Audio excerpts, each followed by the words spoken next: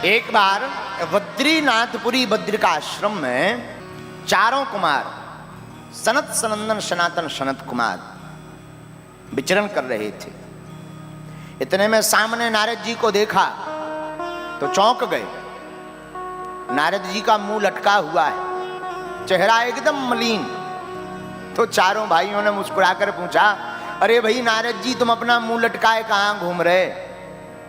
और संतों का अगर मुंह लटका रहेगा तो गृहस्थियों का क्या हाल होगा? जब महात्मा ही पतो लगे कि देवी फिरे विपत की मारी, पंडा कहे कला बता दे। जब देवी के ऊपर ही आफत हो जाए फिर पंडा कहां से कला पूछेगा? तो अगर महात्मा ही अगर मुस्कुराएंगे नहीं तो गृहस्थियों का क्या हाल होगा नारद जी? और तुमने कौन सी संपत्ति जोड़कर रखी है कि तुम्हारी संपत्ति कोई छुड़ा के ले गया? नारद जी बोले, भैया संपत्ति तो नहीं ले गए पर एक आफत बीत गई। बताओ क्या आफत हो गई? बोले, भैया हम आए थे इस लोक में सत्संग करने। और देखो एक बात सुन लो, स्वर्ग में तुम जाओगे तो स्वर्ग में और तो सब कुछ मिलेगा। तुम कहोगे कि हमें ये चाहिए वो चाहिए, तुरंत प्रकट हो जाएगी। पर स्वर्ग में तुम जाकर कहो कि हमें बागेश्वर वाले महाराज जी की कथा सुननी है, सो ठटरी बरजे। हाँ, कथा मिलने वाली नहीं है। कथा अगर सुनना है तो इसी लोक में आना पड़ेगा। इस लोक का नाम है मृत्यु लोक। क्या नाम है? देवता भी अगर सत्संग सुनने आते हैं तो इसी लोक में आते हैं। और आपको एक रहस्य की बात बता दें, जहां जहां कथा होती है वहां किसी ना किसी रूप में अनेकानेक देवता आकर के कथा जरूर सुनते हैं, चाहे वो तुम्हारे रूप में हो या हमारे। तो नारद जी ने कहा, भैया और तो आपकी सब कृपा है, पर सत्संग करने को आए थे इस लोक में। फिर क्या हुआ? बोले फिर क्या? भैया हम सत्संग करने के लिए संतों के पास गए तो पाखंड निरता संतो विरक्ता सा परिग्रह तरुणी प्रभुता गे श्याल को बुद्धि दायका। संतों के पास गए तो बोले, भैया बड़ी आफत। बोले क्या? पाखंड निरता। कलयुग के ज्यादातर संत पाखंड में लिप्त हैं। और पाखंड का मतलब पापस्य खंडा सा पाखंडा। पाप का ही जो खंड है एक भाग, उसी का नाम है पाखंड। हाँ, तो नारद जी से सनत कुमारों ने कहा, तुम कहां कहां गए? अरे बोले पूछो मत। पहले के जमाने में महात्मा जितने बीतराग होते थे, जितने फक्कड़ होते थे, उतने सिद्ध माने जाते थे। आज के जमाने में महात्मा जितना वैभवशाली हो, 10-20 ठैया फॉर्चूनर साथ में होवे, 40-50 गनर साथ में होवे, बड़ी बड़ी बिल्डिंगें बनी हो, देश विदेश में आश्रम बने हो, भला ही उनकी एक माला ना जपत हो। अरे महाराज बहुत पहुंचे भय हैं। हाँ, पहले के जमाने में जितना फक्कड़ हो, जितना भजनानंदी हो, उतना ऊंचा माना जाता था। आज के जमाने में जितना वैभवशाली हो उतना ऊंचा माना जाता है। बोलो सीताराम। तो नारद जी बोले, भैया हम तो संतों के पास गए, पर लेकिन संतों की बड़ी दुर्दशा, कुछ की सबकी नहीं है। जो संत का चोला ओढ़े बैठे हैं वो पाखंडी। याद रखना, संत बनना सरल है, होना बड़ा कठिन। संत बनने के लिए कुछ ज्यादा नहीं करना है, 2.5-3 किलो माला पहन लो, अपनो 2.5 एकड़ में प्लाट में पोत लो बढ़िया चंदन, और बढ़िया पीरे लाल पीरे बना के बोलो बन गए संत। बनना सरल है, होना बड़ा कठिन है। साधु होना बहुत कठिन है, बनना सरल है। दाढ़ी मूछ ना कटवा लो, सीताराम, लो महात्मा जी हो गए, पर होना बहुत कठिन है। बोलो सीताराम।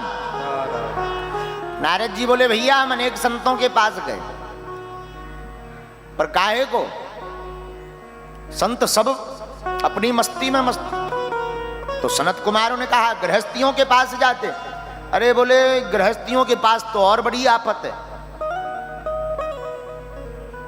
कन्या विक्रयणो लोभात दंपतिनां च कलकिनम्। नारद जी बोले, भैया गृहस्थियों के घर में तो और बड़ी दुर्गति। माता पिता की सेवा जब तक श्रीमती जी नहीं आ, और जहां श्रीमती जी आई सोई मताई बाप की खाट या तो खेत में या किसी वृद्धाश्रम में। भैया हम सत्संग करने गए गृहस्थियों के घर। अरे गृहस्थियों का हाल तो और बेकार। बोले क्या? स्याल को बुद्धिदायका। स्याल को माने होता है साला। और गृहस्थियों में सबसे पहले माता पिता से, बच्चा का जब विवाह नहीं होता तो माता पिता से पूछता, पिताजी गाड़ी ले लें, मकान ले लें, कौन सा ले में? और जहां ब्याह हुआ तो माता पिता का पत्ता साफ, फिर स्पेशल फोन ससुराल में साले साहब को लगाया जाता है। हेलो साले साहब, गाड़ी लेनी है, रेड लेबे के ब्लैक? ठटरी के बरे मताई बाप घरे बैठे, उनको छोड़ करके तू साले साहब को। और वृंदावन में एक कहावत है, दीवाल बिगाड़ो आरो, घर द्वार बिगाड़े सारो। हाँ, बोलो सीताराम। इसका मतलब ये नहीं हम भी किसी के साले साहब हैं, ये सबको सूत्र है ये, लेकिन हाँ वो तो सूत्र सबको है। तो नारद जी बोले भैया जब गृहस्थियों में ये हाल देखा तो हमने सोचा कि यहां भी सत्संग मिलने वाला नहीं है।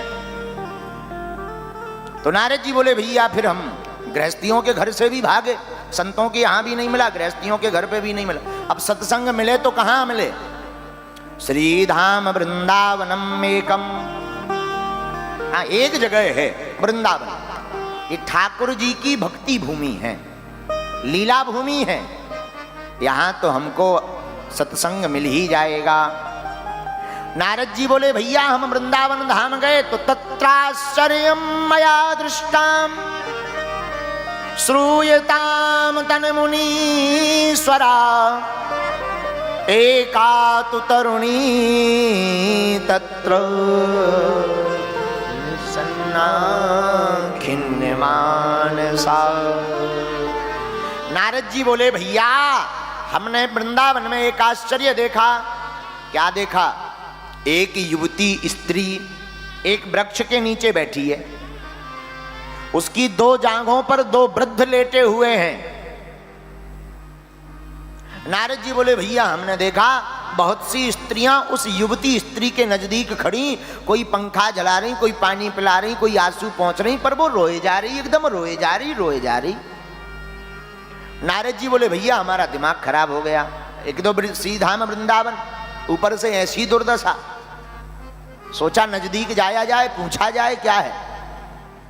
नारद जी बोले भैया थोड़ी दूर तक तो गए, लेकिन बाद में याद आया कि एक केवल स्त्रियां हैं, कहीं ऐसा ना हो हम जाएं वो पूछने लगे बाबा तुझे क्या लेना देना, हम स्त्रियों के समूह में तुम कैसे आ गए।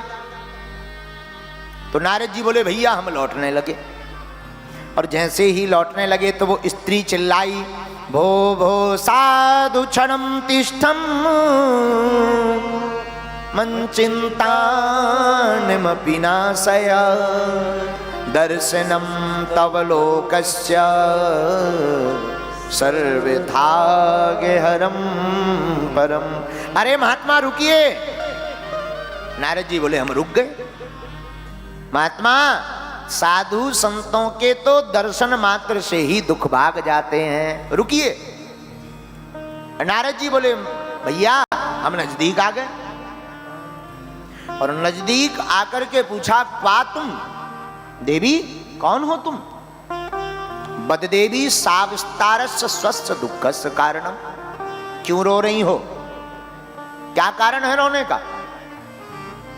बताओ, अपने दुख का विस्तार पूर्वक वर्णन करो। उस स्त्री ने क्या परिचय दिया जरा सुनना। अहम भक्ति ऋतौ ख्याता इमौ में तनयौ मतौ ज्ञान वैराग्य नामानौ काल योगेन जर्जरो। महाराज मेरा नाम है भक्ति देवी, और ये जो दुवृद्ध लेटे ना जांघों पर, ये हमारे पुत्र हैं। एक का नाम है ज्ञान, दूसरे का नाम है वैराग्य। अब विचित्रता देखना, मां जवान है, बेटा बूढ़े हैं। आखिर देवी ये उपद्रव कैसे हुआ? बोले महाराज ये कलयुग का प्रभाव है। कलयुग के प्रभाव के कारण मैं भक्ति और मेरे दोनों पुत्र ज्ञान और वैराग्य तीनों बूढ़े हो गए, लेकिन श्रीधाम वृंदावन आकर मैं तो जवान हो गई, पर मेरे दोनों बालक अभी भी वृद्ध के वृद्ध ही हैं। अच्छा, महाराज अगर मेरे दोनों बालकों की मूर्छा नहीं खुली, ठीक नहीं हुए, तो इदम स्थानम परित्यज्य विदेशम गम्यते मया, मैं ये स्थान छोड़ करके विदेश भाग जाऊंगी। नारद जी हाथ जोड़कर बोले ना ना ना देवी ऐसा मत करना, तुम मत विदेश चली जाना। अगर भक्ति ही भारत छोड़ करके विदेश भाग जाएगी तो भारत में फिर बचेगा क्या? आप चिंता मत करो, हम कोई ना कोई उपाय निकालते हैं। हमारे ठाकुर जी बड़े दयालु हैं। श्री कृष्ण चरणाम्बोजम स्मृति दुखम गमिष्यति। देवी यत फलम नास्ति तपसा न योगेन समाधिना तत्फलम लभते सम्यक कलौ केशव कीर्तना। देवी जो फल आपको यज्ञ से प्राप्त नहीं होगा, तप से प्राप्त नहीं होगा, वह फल कलयुग में गोविंद का नाम लेने से प्राप्त हो जाएगा। आहा, इसलिए देवी तुम चिंता मत करो, तुम गोविंद के नाम का गीत गाओ, दुख भाग जाएगा। और गोस्वामी जी ने भी इस बात की पुष्टि, कलयुग केवल नाम आधार,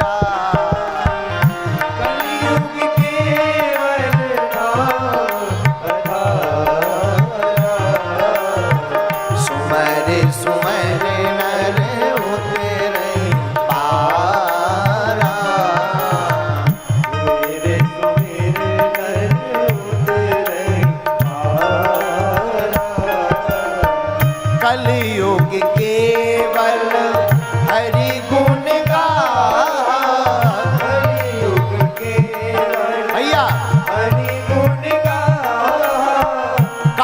वही नर पा वही भव था,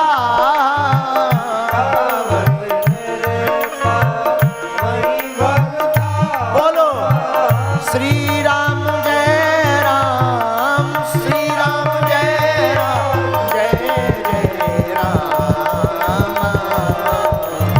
श्री राम जय राम, जय राम, श्री राम जय राम, जय राम।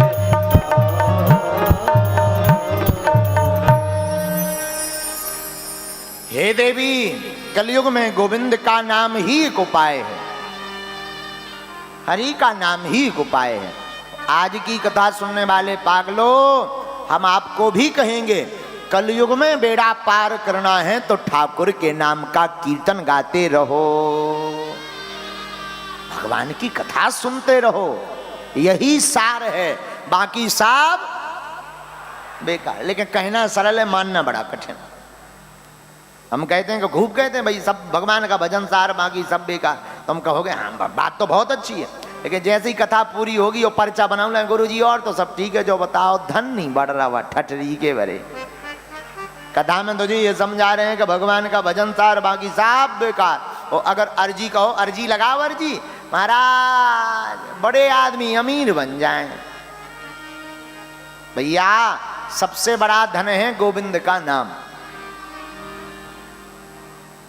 क्या है? और वृंदावन में तो, श्रीधाम वृंदावन में जहां भक्ति महारानी विराजमान है, वहां तो पत्ता पत्ता भी गोविंद का नाम बोल रहा।